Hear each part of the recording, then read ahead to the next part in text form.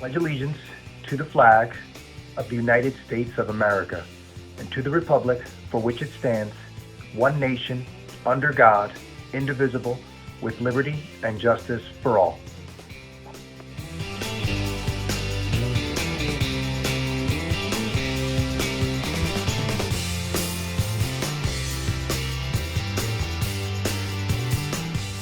As a member of the Elizabeth Public School professional learning community, I will treat people as I wish to be treated.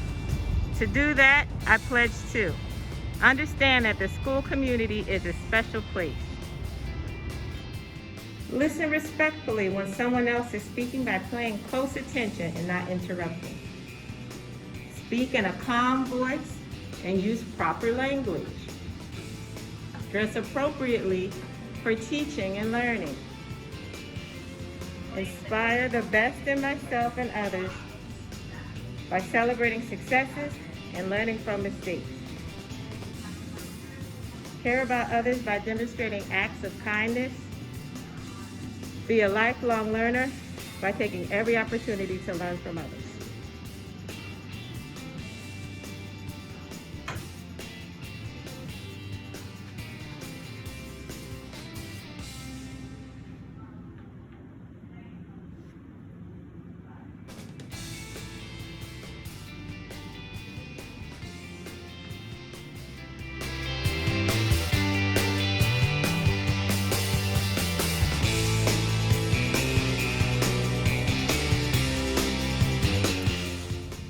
We want to wish happy birthday to the following students. These students are celebrating birthdays this week from Monday through Sunday.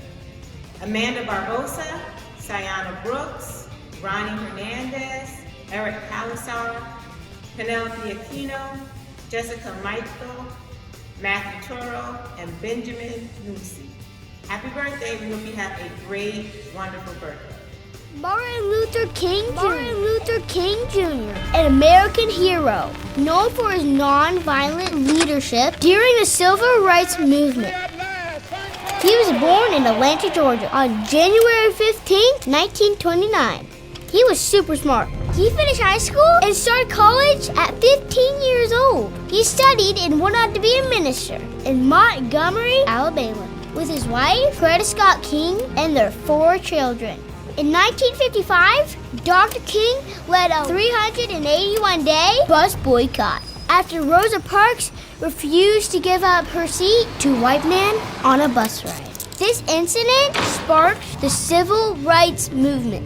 The Civil Rights Movement was a national effort made by African Americans to eliminate segregation and gain racial equality during the 1950s and 60s. Segregation is the enforced separation of racial groups in a country, community, or establishment. That bus boycott led to the Supreme Court ruling that segregated buses were unconstitutional, which meant they weren't allowed anymore. It was a major victory for the Civil Rights Movement, which proved that Dr. King's nonviolent method of protest was working.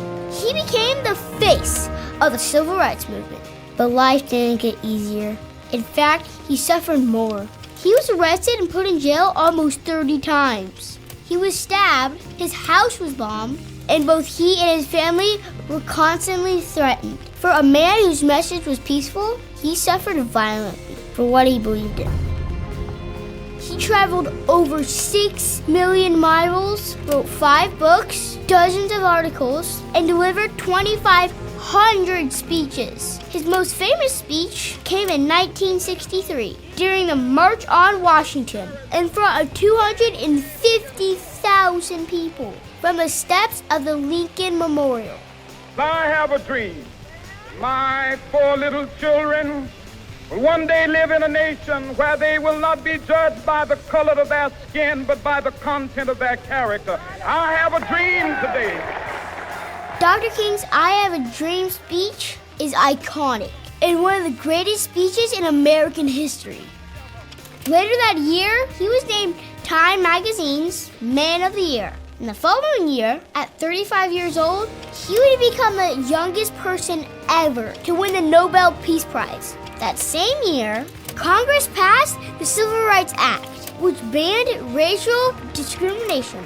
This was one of the greatest accomplishments of the Civil Rights Movement. The next year, in 1965, Dr. King led another march from Selma, Alabama to the Capitol building in Montgomery, Alabama, which led to the passing of the Voting Rights Act, eliminating the remaining barriers for African American voters. I've seen the promised land. I may not get there with you, but I want you to know tonight that we as a people will get to the promised land.